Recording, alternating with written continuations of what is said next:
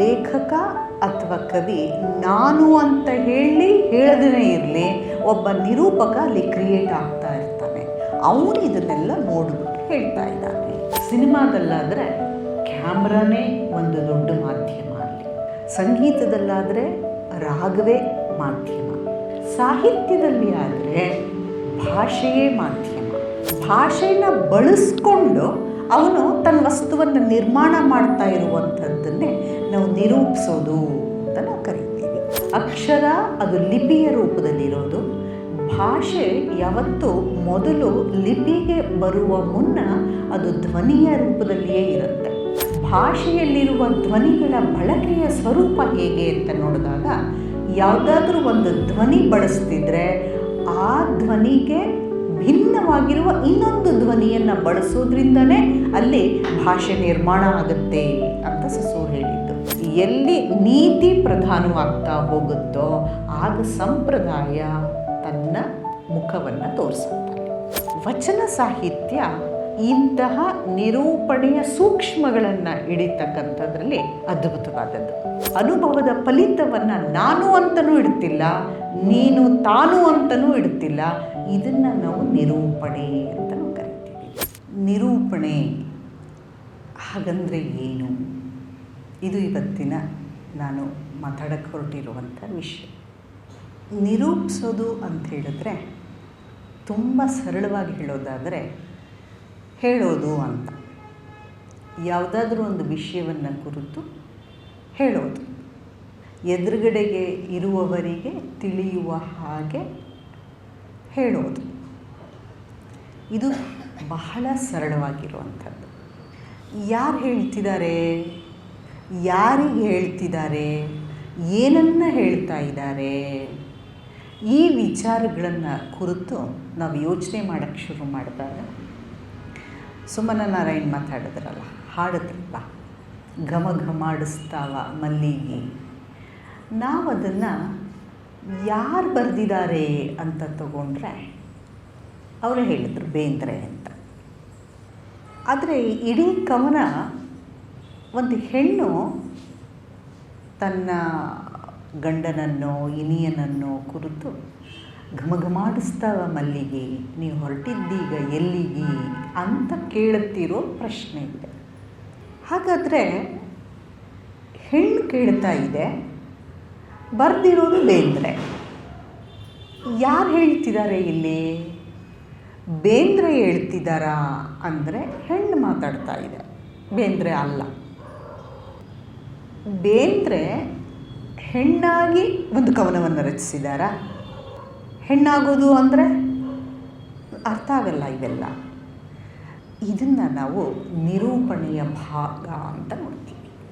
ಒಂದು ವಿಷಯವನ್ನು ನಾನು ಎದುರುಗಡೆಗಿರೋರಿಗೆ ಮುಟ್ಸೋಕ್ಕೆ ಹೇಗೆ ನಾನು ಪ್ರಯತ್ನ ಪಡ್ತೀನಿ, ಅದು ಬಹಳ ಮುಖ್ಯವಾದಂಥ ಅಂಶ. ಹೆಚ್ಚಾಗಿ ಏನನ್ಬಿಡ್ತಾರೆ ಅಂದರೆ, ನಾನು ಅಂತೇನಾದರೂ ಬಂತು ಅಂದರೆ ಅದನ್ನು ಒಬ್ಬ ಕವಿನೋ ಒಬ್ಬ ಲೇಖಕನೋ ಅವರೇ ಅಂದ್ಬಿಡ್ತಾರಲ್ವ. ಹಾಗಾಗಲ್ಲ. ಮೊದಲು ಕವಿ ಇರ್ತಾನೆ, ಅದಾದಮೇಲೆ ಒಬ್ಬ ನಿರೂಪಕ ಇರ್ತಾನೆ, ಅದಾದಮೇಲೆ ಉಳಿದಂಥ ಎಲ್ಲ ಪಾತ್ರಗಳು ಅಥವಾ ಒಂದು ವಸ್ತುವೋ ಕ್ರಿಯೇಟ್ ಆಗ್ತಾ ಇರುತ್ತೆ. ಇಷ್ಟೊಂದು ಸತಿ ಲೇಖಕ ಅಥವಾ ಕವಿ ನಾನು ಅಂತ ಹೇಳದೇ ಇರಲಿ, ಒಬ್ಬ ನಿರೂಪಕ ಅಲ್ಲಿ ಕ್ರಿಯೇಟ್ ಆಗ್ತಾ ಇರ್ತಾನೆ. ಅವನು ಇದನ್ನೆಲ್ಲ ನೋಡಿಬಿಟ್ಟು ಹೇಳ್ತಾ ಇದ್ದಾನೆ. ಹಾಗಾದರೆ ಕವಿ ಏನು ಮಾಡ್ತಿದ್ದಾನೆ, ಕವಿ ಎಲ್ಲಿದ್ದಾನೆ? ಈ ಸಂಬಂಧದ ಚರ್ಚೆ ಇವತ್ತಿನ ನಮ್ಮ ಉಪನ್ಯಾಸದ ವಿಷಯ.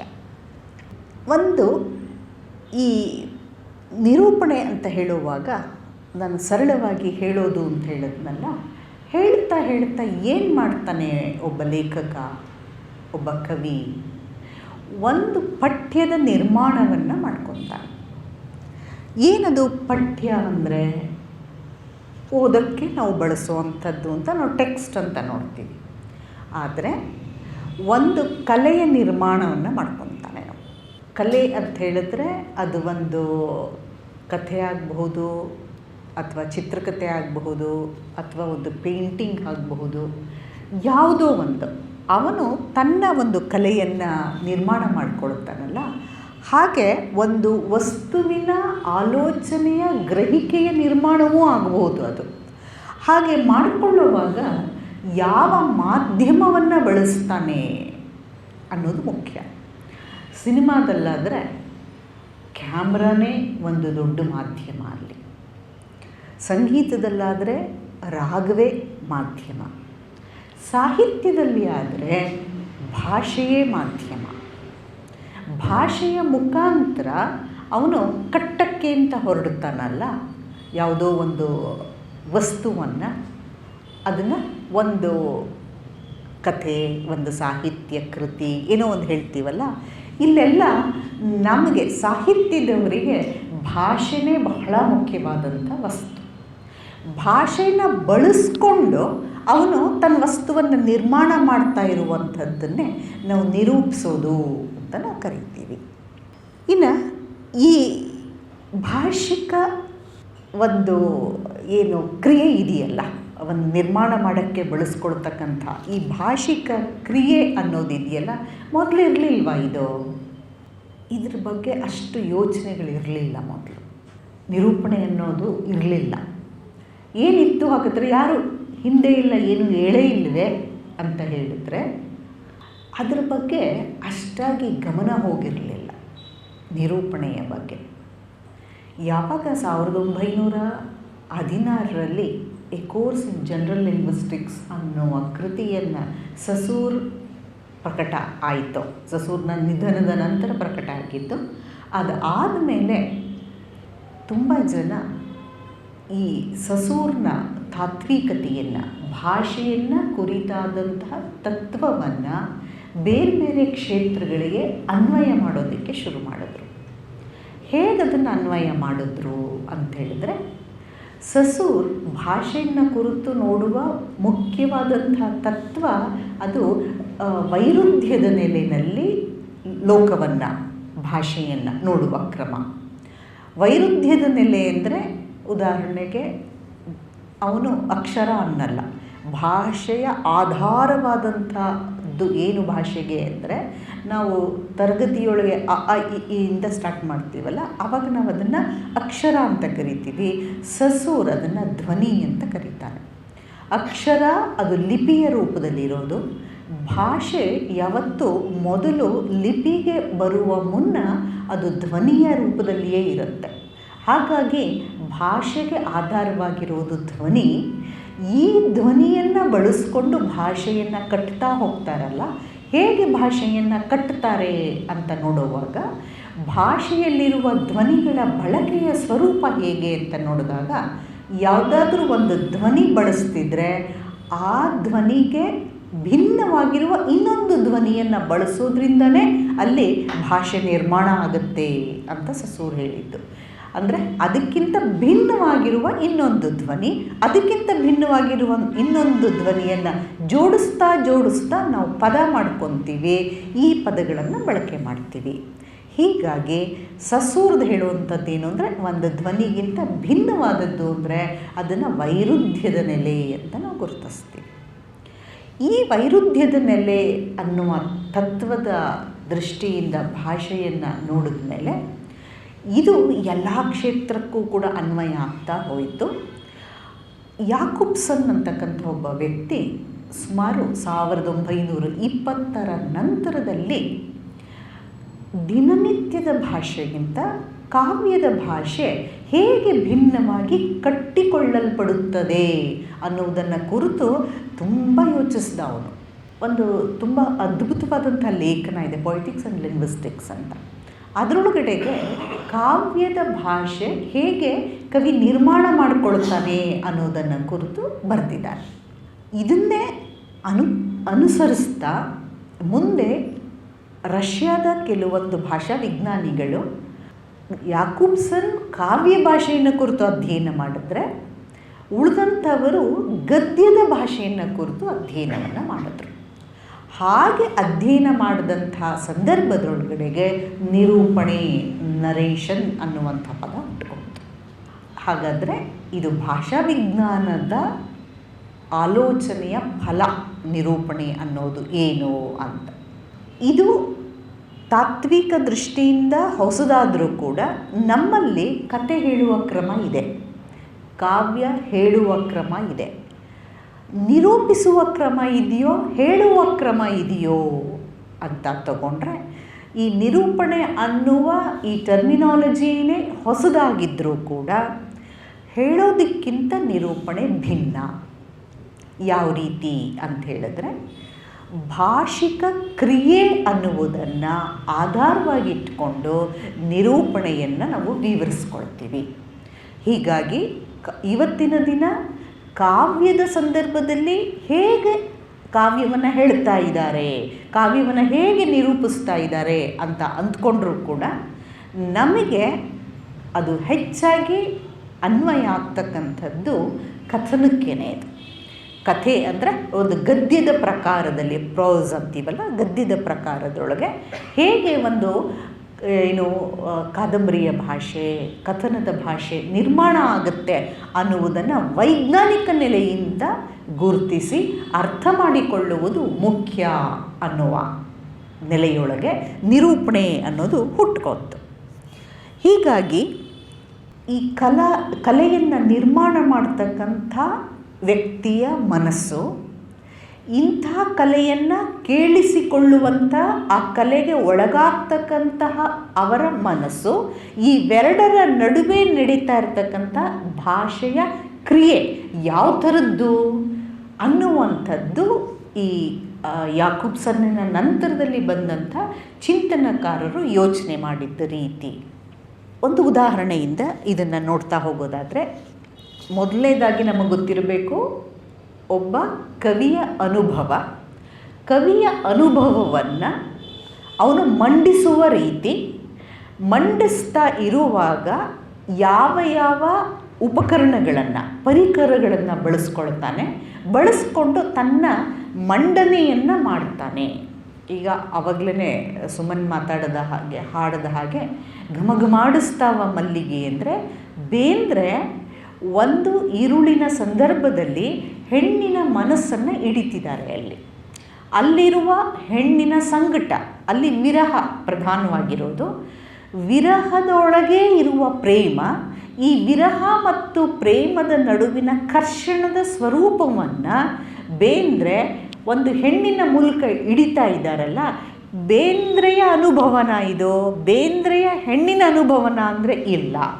ಬೇಂದ್ರೆ ಅನ್ನೋ ಒಬ್ಬ ವ್ಯಕ್ತಿ, ಅದನ್ನು ನೀವು ಕವಿ ಎನ್ನಿ ಅಥವಾ ಏನೇ ಎನ್ನಿ, ಒಬ್ಬ ವ್ಯಕ್ತಿ ಒಂದು ಅನುಭವದ ನಿರ್ಮಾಣವನ್ನು ಮಾಡಿಕೊಡ್ತಾ ಇದ್ದಾನೆ. ಅದಕ್ಕೆ ಒಂದು ಹೆಣ್ಣನ್ನು ಒಂದು ನಿರೂಪಣೆಗೆ ಬೇಕಾಗಿರ್ತಕ್ಕಂಥ ಒಂದು ತಂತ್ರವಾಗಿ ಬಳಸ್ಕೊತಾ ಇದ್ದಾನೆ. ಹಾಗಾದರೆ ಕವಿ ಬೇರೆ, ಈ ಪದ್ಯದ ನಿರೂಪಕ ಇದ್ದಾನಲ್ಲ, ಅವನು ಹೆಣ್ಣು ಅಲ್ಲ ಗಂಡು ಅಲ್ಲ, ಯಾರೋ ಒಬ್ಬರು ಹೇಳ್ತಾ ಇರ್ತಕ್ಕಂಥವ್ರು.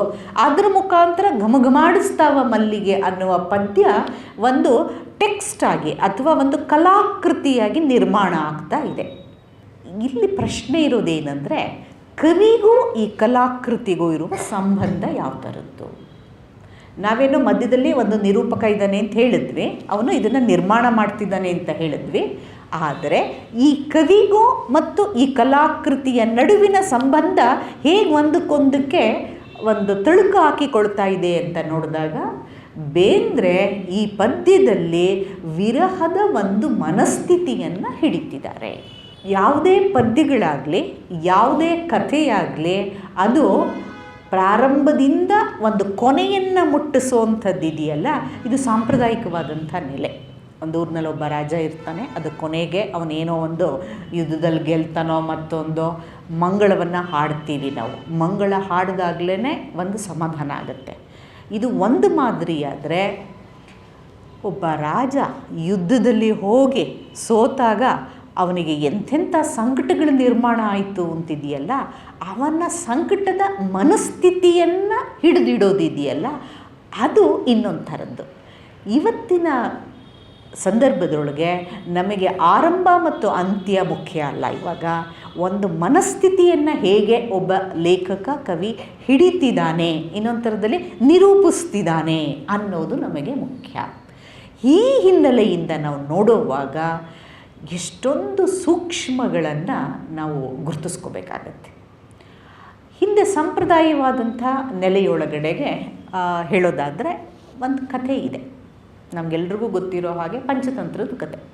ಪಂಚತಂತ್ರದಲ್ಲಿ ಬೇಕಾದಷ್ಟು ಕಥೆಗಳಿದ್ದಾವೆ. ಇದರೊಳಗೆ ಒಂದು ಭಾಗವನ್ನು ಹೇಳೋದಾದರೆ ದುರ್ಗಸಿಂಹನ ಪಂಚತಂತ್ರ, ಕನ್ನಡಕ್ಕೆ ಬಂದಂಥ ದುರ್ಗಸಿಂಹನ ಪಂಚತಂತ್ರದಲ್ಲಿ ಪಿಂಗಳಕ ಅನ್ನೋನೊಬ್ಬ ಸಿಂಹ ಒಂದು ಕಾಡಿನೊಳಗಡೆಗೆ ಸಂಜೀವಕ ಅನ್ನುವ ಒಂದು ಎತ್ತು ಇರುತ್ತೆ.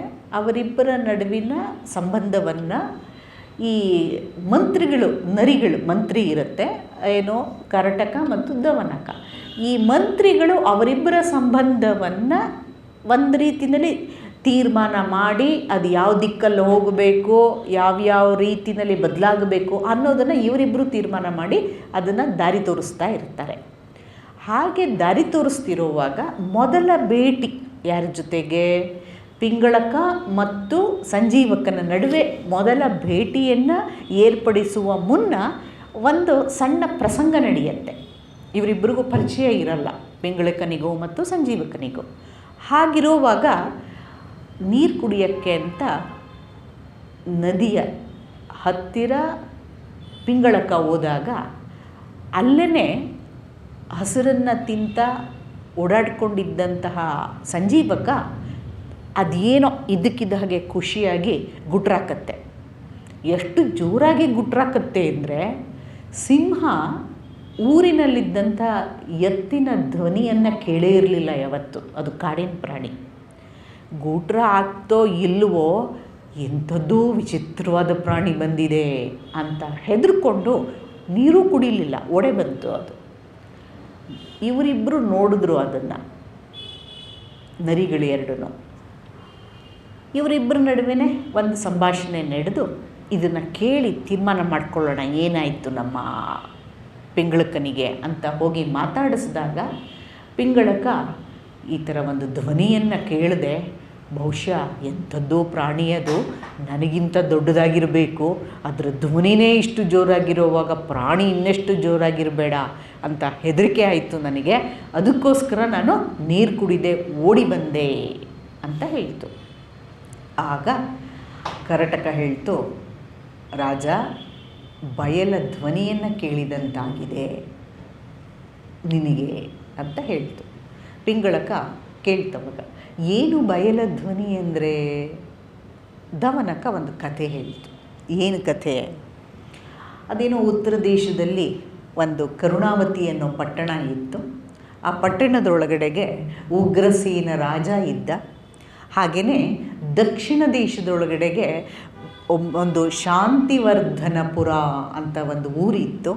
ಅಲ್ಲಿ ಭದ್ರಸೇನ ರಾಜ ಅನ್ನೋನೊಬ್ಬ ಇದ್ದ. ಇವರಿಬ್ಬರಿಗೂ ಒಂದು ಸಲ ದೊಡ್ಡ ಯುದ್ಧ ಆಗೋಯಿತು. ಭದ್ರಸೇನ ಸೋತು ಹೋದ. ಅವನ ಸೈನ್ಯ ಚಲ್ಲಾಪಿಲ್ಲಿ ಆಯಿತು. ಆದರೆ ಯುದ್ಧ ಮಾಡುವಾಗ ಎಷ್ಟೊಂದು ಸಾಮಗ್ರಿಗಳೆಲ್ಲ ಚಲ್ಲಾಪಿಲ್ಲಿಯಾಗಿ ಬಿದ್ದಿತ್ತಲ್ಲ, ಅಲ್ಲಿ ಓಡಾಡ್ಕೊಂಡಿದ್ದಂಥ ನರಿಗಳು ಈ ಸಾಮಗ್ರಿಗಳನ್ನೆಲ್ಲ ನೋಡಿ, ಓಹ್, 1 ತಿಂಗಳಿಗಾಗುವಷ್ಟು ಊಟ ನಮಗೆ ಸಿಕ್ತು, ಏನು ಯೋಚನೆಯೇ ಇಲ್ಲ, ನಾವು ಯಾರನ್ನೂ ಆಶ್ರಯಿಸಬೇಕಾಗಿಲ್ಲ ಅಂತ ಸಂತೋಷಪಟ್ಟು ಊಟ ಮಾಡ್ಕೊಂಡಿದ್ವು ಅಲ್ಲಿ. ಹೀಗೇ ಒಂದು ದಿನ ಊಟ ಮಾಡ್ತಾ ಇರೋವಾಗ ಭಯಂಕರವಾದಂಥ ಗಾಳಿ ಬೀಸ್ತು. ಇದರೊಳಗೆ ಪಂಚತಂತ್ರದಲ್ಲಿ ಹೇಳೋ ಹಾಗೆ ಮಹಾಪ್ರಳಯದ ರೀತಿಯೊಳಗಡೆಗೆ ಒಂದು ಗಾಳಿ ಬೀಸ್ತು. ಗಾಳಿ ಬೀಸಿದಾಗ ಮರದ ಕೊಂಬೆಗಳೆಲ್ಲ ಕತ್ತರಿಸಿ ಕೆಳಕ್ಕೆ ಬಿದ್ದು ಹೋಯಿತು. ಹಾಗೆ ಕತ್ತರಿಸಿ ಬಿದ್ದಂಥ ಮರದ ಕೊಂಬೆಗಳು ಕೆಳಗಡೆಗೆ ಚಲ್ಲಾಪಿಲ್ಲಿಯಾಗಿ ಬಿದ್ದಿದ್ದಂಥ ಅನೇಕ ಚರ್ಮವಾದ್ಯಗಳಿದ್ವು, ಬೇರಿ, ನಗಾರಿ ಈ ಥರದವೆಲ್ಲ ಇತ್ತು. ಅದ್ರ ಮೇಲೆ ಬಿದ್ದಿದ್ದ ತಕ್ಷಣವೇ ಅವೆಲ್ಲ ಶಬ್ದ ಮಾಡೋಕ್ಕೆ ಶುರುವಾಯಿತು.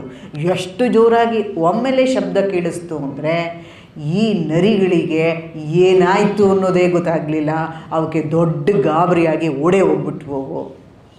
1-2 ದಿನ ಕಳೀತು, ಶಬ್ದ ನಿಂತು ಹೋಯಿತು. ನರಿಗಳಿಗೆ ಊಟ ಇಲ್ಲ, ಏನು ಮಾಡಬೇಕು?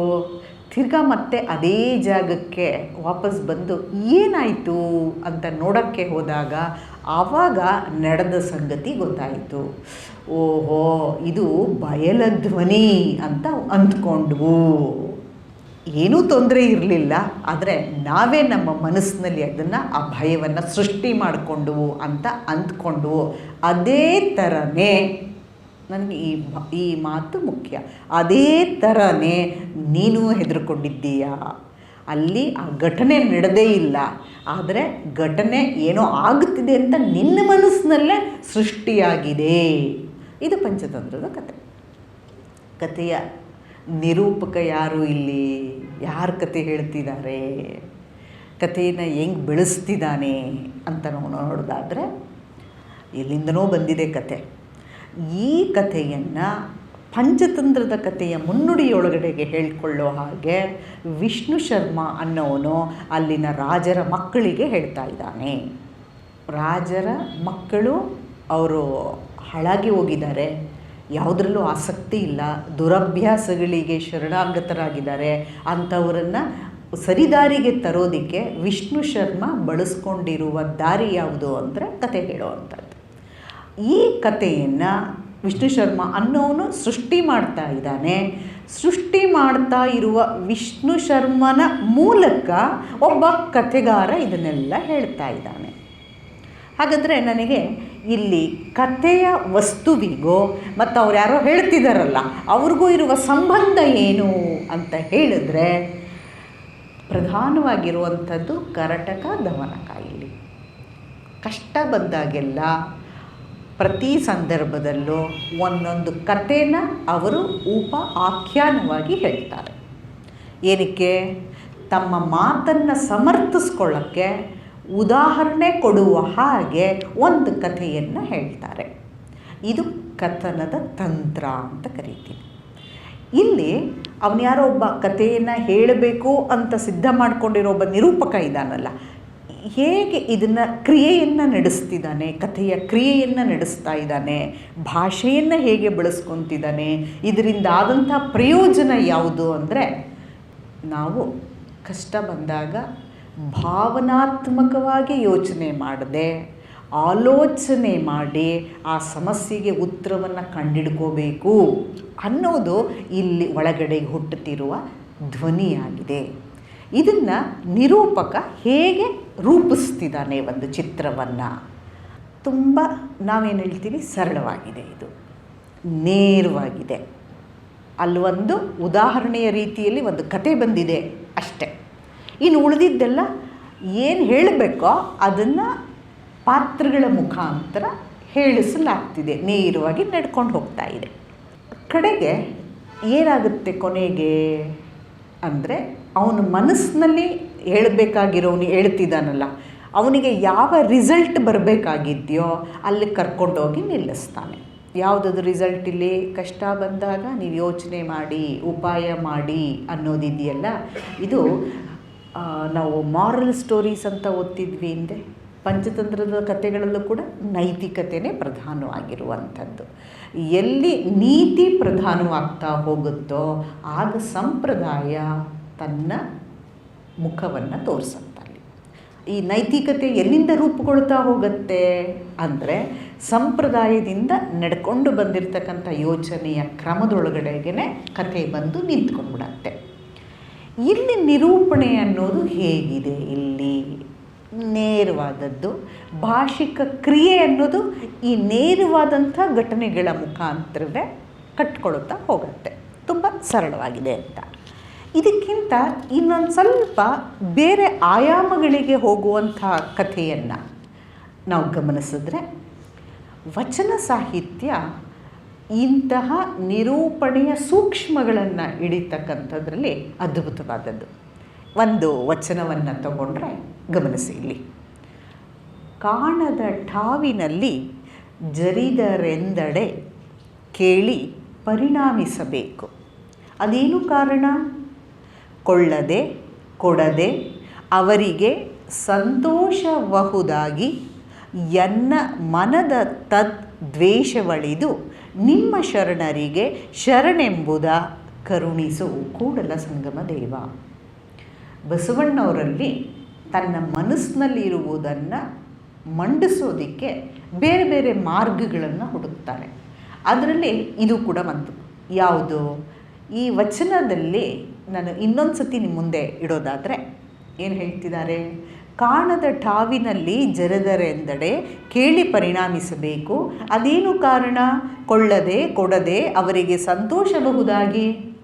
ಯಾರೋ ಗೊತ್ತಿಲ್ಲ, ನಮಗೆ ಗೊತ್ತಿಲ್ಲದೆ ಇರೋ ಜಾಗದಲ್ಲಿ ನಮ್ಮನ್ನು ಚೆನ್ನಾಗಿ ಯಾರೋ ಬೈತಾ ಇದ್ದಾರೆ. ಬೈಯೋಕ್ಕೇನು ಬೇಕಾದಷ್ಟು ಜನ ಸಿಗ್ತಾರೆ.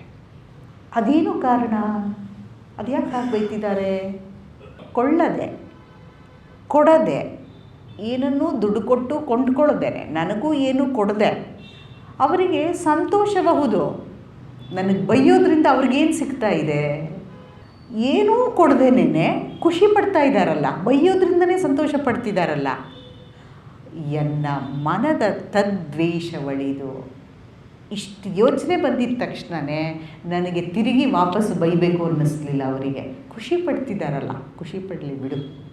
ಎನ್ನ ಮನದ ಆ ದ್ವೇಷ ಆ ಕ್ಷಣಕ್ಕೆ ಅಳಿದು ನಿಮ್ಮ ಶರಣರಿಗೆ ಶರಣೆಂಬುದ ಕರುಣಿಸು. ನಿಮ್ಮ ಶರಣರಿಗೆ, ಯಾರವನು ಬೈತಾ ಇರೋನು ನಿಮ್ಮ ಶರಣ, ಅವನಿಗೆ ಅವನು ಬೈತಾ ಇರುವುದನ್ನು ಮರೆತು ಅವನ ಬಗ್ಗೆ ದ್ವೇಷವನ್ನು ಕಂಡುಕೊಳ್ಳೋದನ್ನೇ ನಮಸ್ಕಾರ ಮಾಡುವ ಶಕ್ತಿಯನ್ನು ನನಗೆ ಕರುಣಿಸು ಕೂಡಲ ಸಂಗಮ ದೇವ. ಈಗ ಈ ನಿರೂಪಣೆಯ ಒಳಗಡೆಗೆ ಏನು ಕನ್ಫ್ಯೂಷನ್ ಹೇಗೆ ಕಾಣಿಸುತ್ತೆ? ಈ ಮೊದಲ 3 ಸಾಲಿದೆಯಲ್ಲ, ಕಾಣದ ಠಾವಿನಲ್ಲಿ ಜರಿದರೆಂದಡೆ ಕೇಳಿ ಪರಿಣಾಮಿಸಬೇಕು ಅಂದರೆ ಯಾರು ಮಾತಾಡ್ತಿದ್ದಾರೆ ಅಲ್ಲಿ? ನಾನು ಅನ್ನೋದು ಕೇಳಿಸ್ತಿಲ್ವಲ್ಲ ಅಲ್ಲಿ. ಕಾಣದ ಟಾವಿನಲ್ಲಿ ಡೈರೆಕ್ಟಾಗಿ ಸ್ಟಾರ್ಟೇ ಆಗೋಯಿತು. ಕಾಣದ ಟಾವಿನಲ್ಲಿ ಜರಿದರೆಂದಡೆ ಕೇಳಿ ಪರಿಣಾಮಿಸಬೇಕು, ಖುಷಿ ಪಡಬೇಕು. ಅವರು ಈ ಥರ ಬೈತಾ ಇದ್ದಾರಲ್ಲ ಅಂತ ಅಂದ್ಕೊಂಡು ನಾನು ಇದೇನು ಕಾರಣ?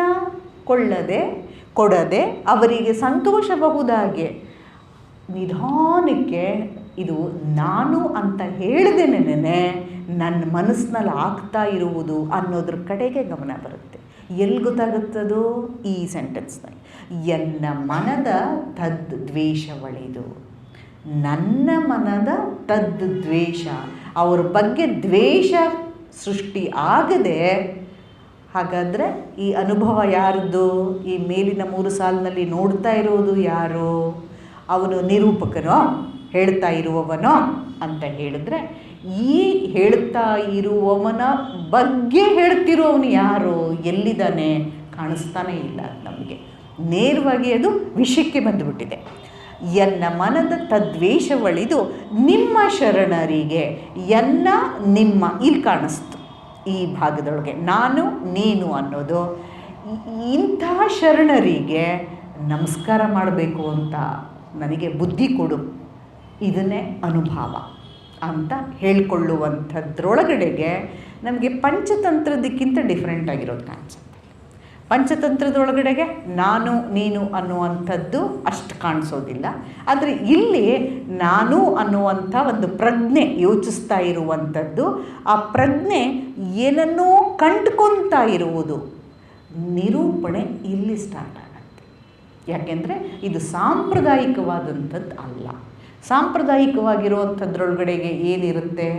ನಾವು ಮಾತಾಡ್ಕೊಳ್ತೀವಲ್ಲ, ಒಳ್ಳೆಯದೇ ಗೆಲ್ಲುತ್ತೆ ಯಾವಾಗಲೂ, ಕೆಟ್ಟವರಿಗೆ ಕೊನೆಯಲ್ಲಿ ಕೆಟ್ಟದಾಗುತ್ತೆ, ಇವೆಲ್ಲ ಸಾಂಪ್ರದಾಯಿಕವಾದಂಥದ್ದು.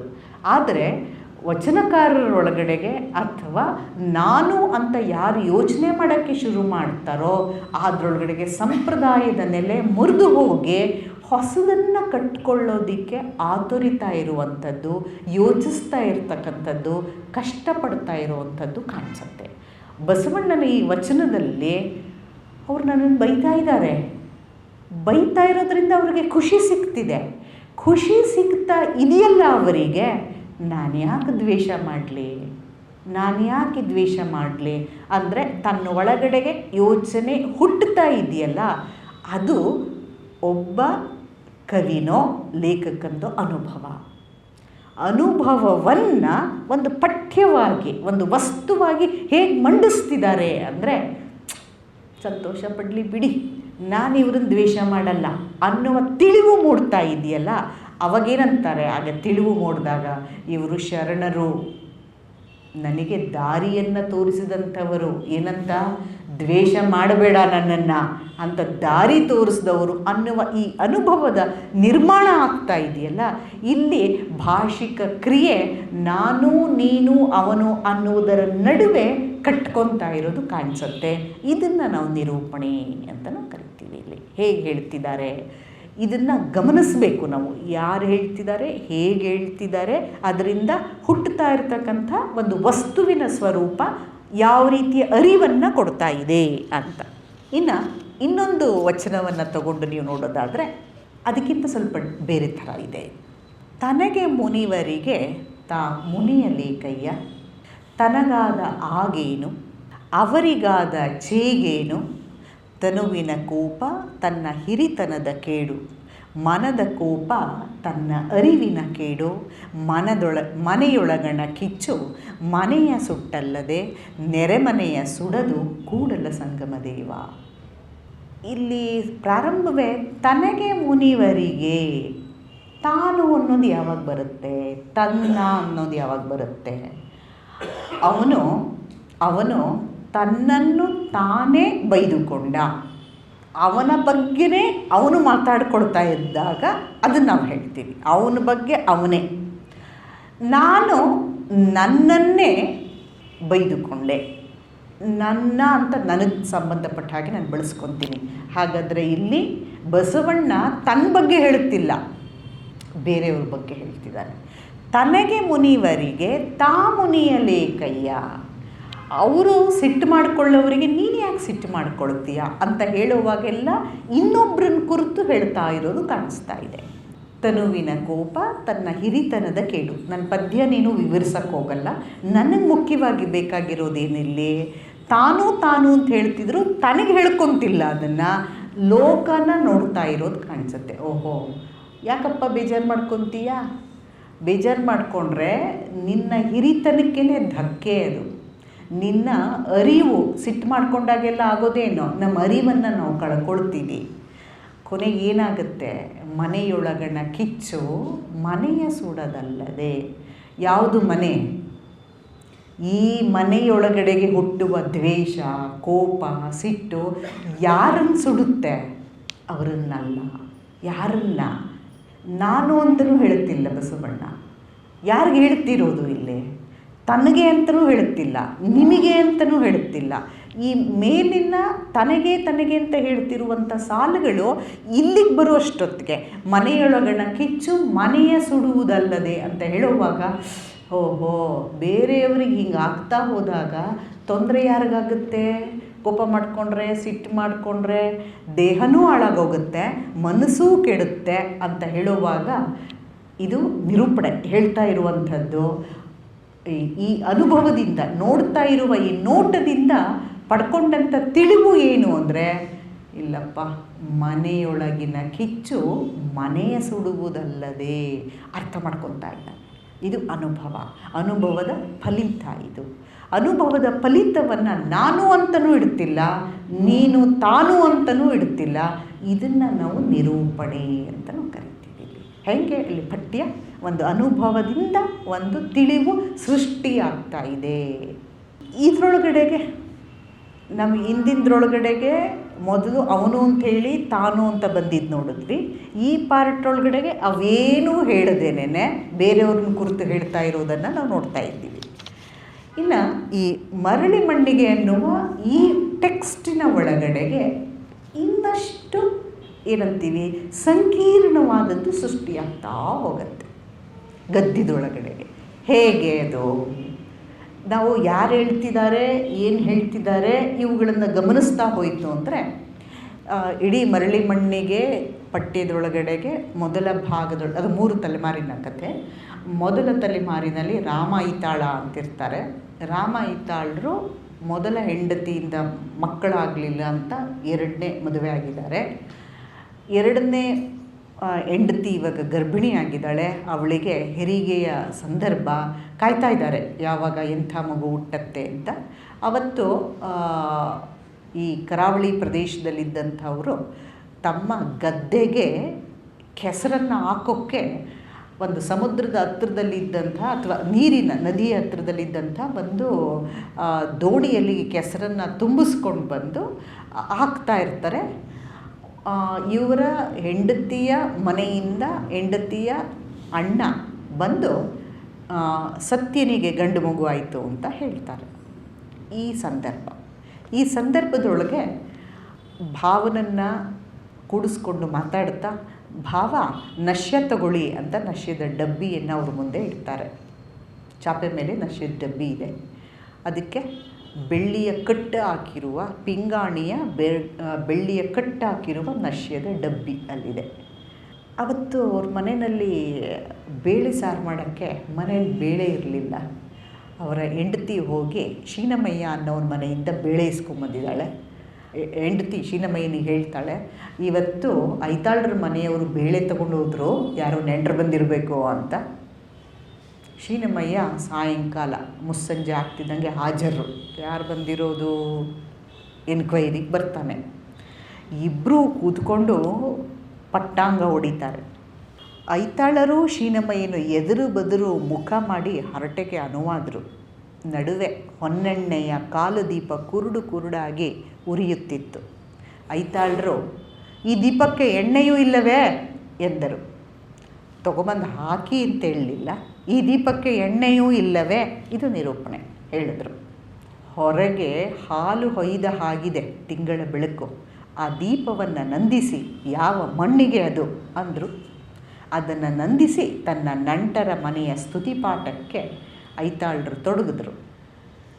ಎಷ್ಟು ಸಮಯದ ತನಕ ಇವರ ಮಹಾಸಭೆ ಮುಂದುವರಿಯಿತೋ ಏನೋ. ಶೀನಪ್ಪ, ರಾತ್ರಿ ಬಹಳ ಆಯಿತು ಅಂತ ಕಾಣುತ್ತೆ, ಕಣ್ಣು ಕೂರ್ತಾ ಇದೆ, ಹೋಗ್ತೀನಿ ಅನ್ನೋವಾಗ ಸರಸ್ವತಿ ಪಾರ್ವತಿಯರು ನದಿಯ ದಂಡೆಯಿಂದ ಬಂದು ಮನೆಯ ಮುಂದಿನ ಕೆರೆಯಲ್ಲಿ ಆ ದಿನದ 4ನೇಯದೋ 5ನೇಯದೋ ಸ್ನಾನವನ್ನು ಮುಗಿಸಿ ಅಂಗಳಕ್ಕೆ ಕಾಲಿರಿಸಿದರು. ಶೀನಪ್ಪಯ್ಯನು, ಯಾರದು? ಸರಸ್ವತಮ್ಮನೆ, ಈ ಕತ್ತಲಲ್ಲಿ ಅಗೇಡಿಗೆ ನೀರು ಮೊಗೆಯಲು ಹೋಗಿದ್ದರೇನೋ ಅಂದ. ಅಗೇಡಿ ಅಂದರೆ ಗದ್ದೆ. ಈ ಗದ್ದೆಗೆ ನೀರು ಹಾಕಕ್ಕೆ ಹೋಗಿದ್ರೆ ಇಷ್ಟೊತ್ತಿನಲ್ಲಿ ಅಂತ.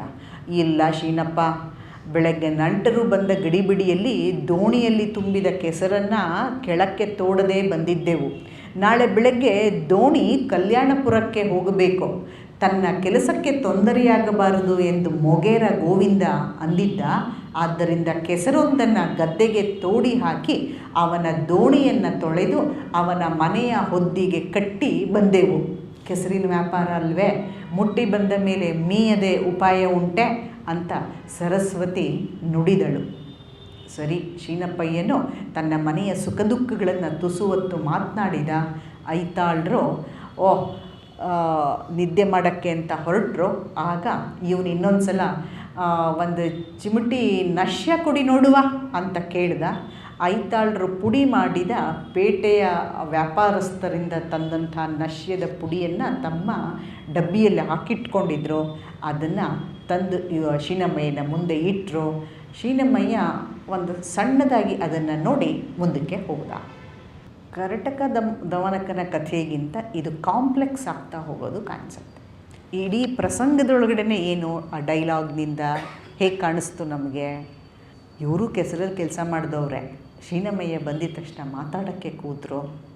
ಆದರೆ ಇವರಿಬ್ಬರು ಹೆಂಗಸರು, ಇವರು ಮಾತಾಡಿ ಪಟ್ಟಾಂಗ ಹೊಡಿತಾಯಿದ್ರು. ಲ್ಯಾಂಗ್ವೇಜಲ್ಲೇ ಗೊತ್ತಾಗುತ್ತೆ. ಮಹಾಸಭೆ ಮುಂದುವರೆದಿತ್ತು. ಯಾರ್ಯಾರೂ ಇರಲಿಲ್ಲ, ಇವರಿಬ್ಬರೇ.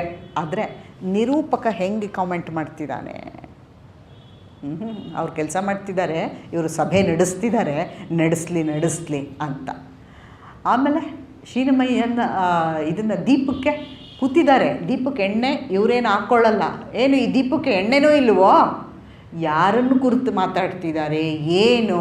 ಅಲ್ಲಿರೋ ಮನೆಯವರಿಗೆ ಯಾವ ಬೆಲೆನೂ ಇಲ್ಲ, ಕರೆಯೋದೂ ಇಲ್ಲ, ಅವ್ರನ್ನ ಕೂತಿದ್ದಲ್ಲೇ ಕೂಗೋದು. ಇದೆಲ್ಲ ಐತಾಳರ ಗುಣಗಳನ್ನು ಪರೋಕ್ಷವಾಗಿ ಈ ಒಂದು ಸಂದರ್ಭ ಹೇಗೆ ಹೊರಗಡೆಗೆ ಹಾಕುತ್ತೆ.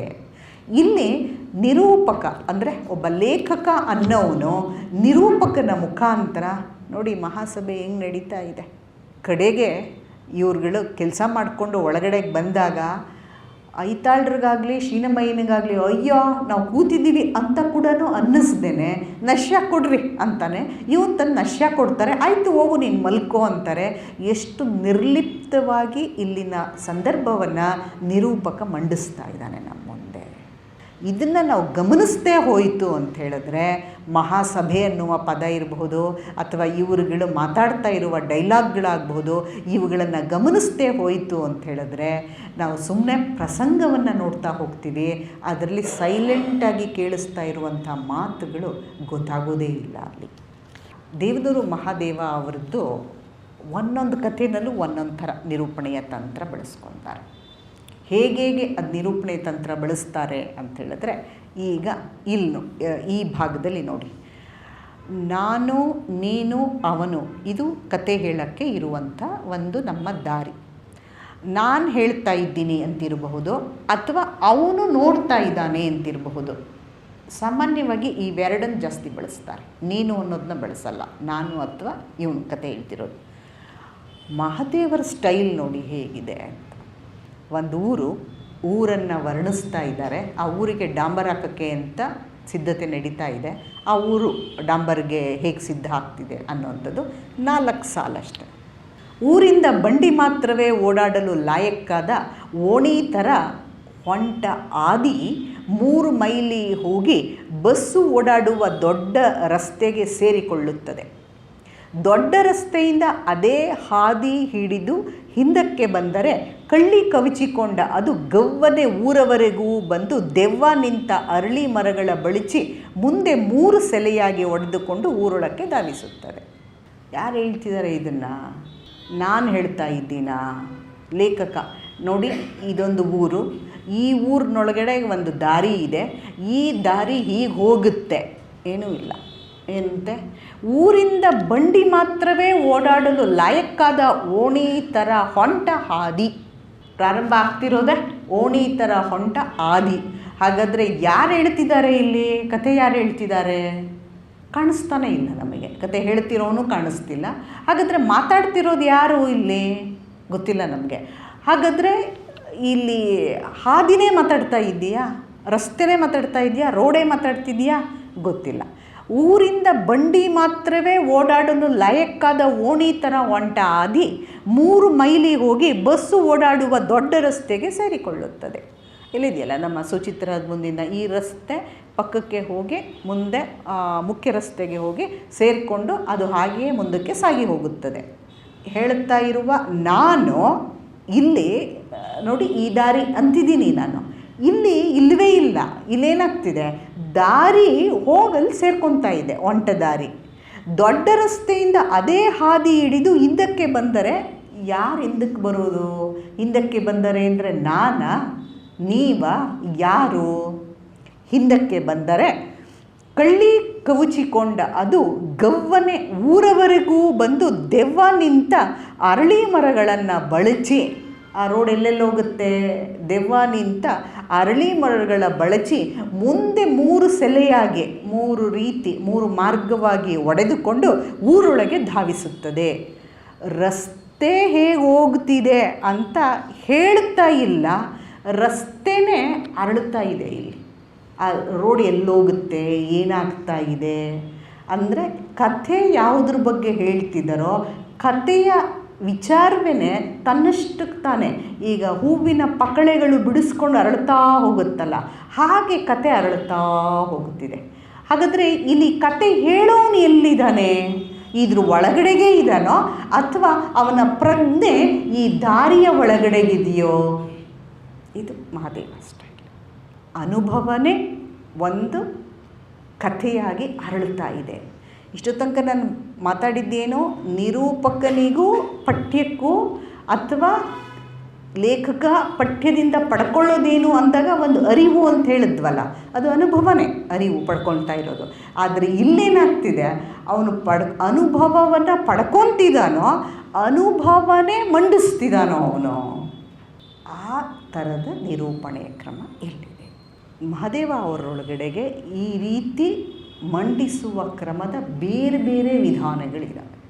ಎಲ್ಲ ಲೇಖಕರು ಕೂಡ ತಮ್ಮ ತಮ್ಮ ವಿಚಾರವನ್ನು ಹೇಳೋದಕ್ಕೆ ಮೊದಲು ಕಂಡುಕೊಳ್ಳುವ ಹೇಗೆ ಹೇಳಬೇಕು ಅನ್ನುವ ದಾರಿ ಇದೆಯಲ್ಲ, ಬಹಳ ಇಂಪಾರ್ಟೆಂಟ್. ಅದು ಸುಮ್ಮನೆ ಮಾತಾಡ್ಬಿಡೋದಲ್ಲ, ಮಾತನ್ನು ಇವ್ರಿಗೆ ತಲುಪಿಸೋದಕ್ಕೆ ಯಾವ ದಾರಿ ಹುಡ್ಕೊತೀನಿ ನಾನು, ಈ ದಾರಿಯಲ್ಲಿ ಬಳಸುವ ಭಾಷೆಯ ಕ್ರಿಯೆಯೇ ನಿರೂಪಣೆ.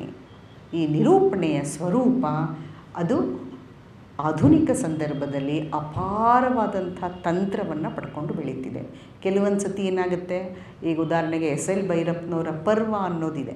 ಪರ್ವದೊಳಗಡೆಗೆ ದ್ರೌಪದಿಯೇ ಮಾತಾಡ್ತಾ ಇರುವ ಹಾಗೆ, ಇನ್ನೊಂದರೊಳಗೆ ಅರ್ಜುನನೇ ಮಾತಾಡ್ತಿರೋ ಹಾಗೆ, ಯಾರೋ ಒಬ್ಬರು ಕತೆ ಹೇಳ್ತಿದ್ರು ಹೊರಟೋಗಿ ಪಾತ್ರಗಳೇ ತಮ್ಮ ಕಷ್ಟಗಳನ್ನು ಹೇಳ್ಕೊಳ್ಳೋ ಹಾಗೆ, ತನ್ನ ಮನಸ್ಸನ್ನು ಹೇಳ್ಕೊಳ್ಳೋ ಹಾಗೆ, ಹೀಗೆ ಹೇಳ್ಕೊಳ್ತಾ ಇರುವುದು ಯಾರ ಮನಸ್ಸು? ಲೇಖಕ ಈ ಪಾತ್ರದ ಮನಸ್ಸಿನ ಒಳಕ್ಕೆ ಹೊಕ್ಕು ಹೇಳ್ತಾ ಇದ್ದಾನೋ ಅಥವಾ ತನ್ನ ದೃಷ್ಟಿಕೋನವನ್ನು ಈ ಪಾತ್ರದ ಮುಖಾಂತರ ಗುರುತಿಸ್ತಿದ್ದಾನೋ? ಈ ಸೂಕ್ಷ್ಮತೆಯನ್ನು ನಾವು ಗಮನಿಸಬೇಕು. ಎಷ್ಟೊಂದು ಸತಿ ಲೇಖಕನಿಗೆ ಏನೋ ಹೇಳೋದಿರುತ್ತೆ, ಆದರೆ ಇದನ್ನು ಜೋಡಿಸ್ಕೊತಿರ್ತಾನಲ್ಲ, ಏನನ್ನು ಹೇಳಬೇಕು, ಹೇಗೆ ಹೇಳಬೇಕು ಅಂತ. ಅವನು ಹೇಳಬೇಕಾಗಿರೋ ವಿಚಾರಕ್ಕೂ ಅವನು ಜೋಡಿಸಿಕೊಳ್ಳುವ ಏನು ಸಂಭಾಷಣೆ ಇರಬಹುದು, ಪ್ರಸಂಗ ಇರಬಹುದು, ಅಥವಾ ಸನ್ನಿವೇಶ ಇರ್ಬೋದು, ಹೊಂದಾಣಿಕೆನೇ ಆಗಲ್ಲ ಅವೆರಡಕ್ಕೂ. ಏನೋ ಅಂತ ಇದ್ದಾರೆ, ಆದರೆ ಅದಕ್ಕೂ ಮ್ಯಾಚ್ ಆಗ್ತಾ ಇಲ್ವಲ್ಲ. ಇದು ನಮಗೆ ಒಂದು ವಸ್ತುವಿನ ಸಫಲತೆಯನ್ನು ಒಬ್ಬ ಲೇಖಕ ಹೇಗೆ ಹಿಡಿತಾನೆ ಅನ್ನೋದನ್ನು ತೋರಿಸ್ಕೊಡ್ತಾನೆ. ಇದಿಷ್ಟು ನಾನು ಮಾತಾಡಬೇಕು ಅಂದ್ಕೊಂಡ ವಿಚಾರ. ಇದು ಒಂಥರ ಕೊನೆಯಿಲ್ಲದ್ದು, ಹೇಳ್ತಾ ಇದ್ದರೆ ಇನ್ನಷ್ಟು ಮತ್ತಷ್ಟು ಅದು ಇನ್ನಷ್ಟು ಒಳಕ್ಕೆ ಹೋಗ್ತಾ ಹೋಗುತ್ತೆ. ಹೀಗಾಗಿ ಸಂಪ್ರದಾಯದ ಕ್ರಮದಿಂದ ಇವತ್ತು ಪಾತ್ರದ ಮನಸ್ಸಿನೊಳಕ್ಕೆ ಹೋಗುವ ಲೇಖಕನ ಮನಸ್ಸನ್ನು ಹಿಡಿಯುವ ಕ್ರಿಯೆ ಮತ್ತು ಪಾತ್ರಗಳ ಮುಖಾಂತರ ಇಡೀ ಒಂದು ಕಥಾವಸ್ತು ಹೇಳ್ತಾ ಇರುವಂಥದ್ದನ್ನು ಗುರುತಿಸಿಕೊಳ್ಳುವ ಕ್ರಮ ಮುಖ್ಯವಾಗ್ತಾ ಇದೆ. ಇದನ್ನು ನಾವು ನಿರೂಪಣೆಯ ವಿವಿಧ ವಿನ್ಯಾಸಗಳು ಅಂತ ನಾವು ಗುರುತಿಸ್ಕೋಬಹುದು. ನಮಸ್ಕಾರ.